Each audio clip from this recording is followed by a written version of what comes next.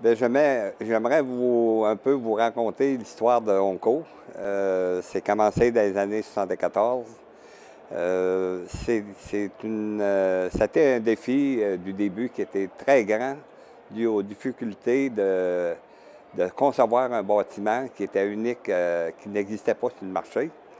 Et en plus, l'autre difficulté, c'était de faire certifier le bâtiment parce que vu que ça n'existait pas, il n'y avait aucune base de calcul pour pouvoir nous confirmer que nos calculs et nos designs étaient corrects.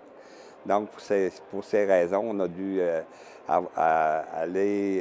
aller avoir des personnes ressources comme le Centre de recherche du Québec et l'Université Laval qui, ensemble, eux autres, ont pu justifier puis confirmer que tous nos designs étaient conformes aux méthodes de calcul pour que les ingénieurs puissent accepter notre bâtiment.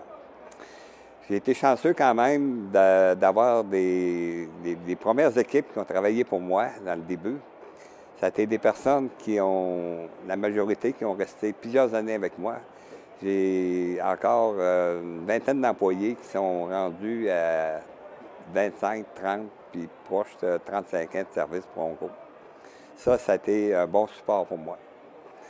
Je trouve aussi intéressant que la compagnie ait pu développer un réseau de marché qui est mondial, ce qui permet, qui rend l'opération plus facile et surtout nous assure une rentabilité presque annuellement à chaque fois. Je voudrais parler un petit peu de nos filiales que j'ai achetées et qui sont très intéressantes parce que c'est des produits complémentaires à Onco. Et c'est nos fournisseurs dans certains cas. Et ces filiales-là sont pour nous comme une sécurité dans l'avenir parce qu'ils ont leur système de gestion et puis ça nous apporte des bons rendements et ce qui donne à la fin de l'année des très bons résultats financiers.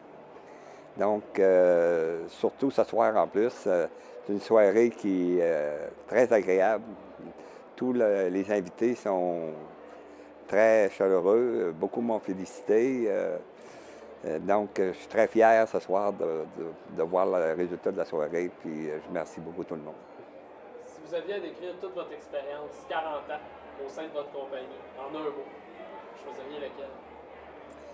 C'est persévérance, persévérance, persévérance.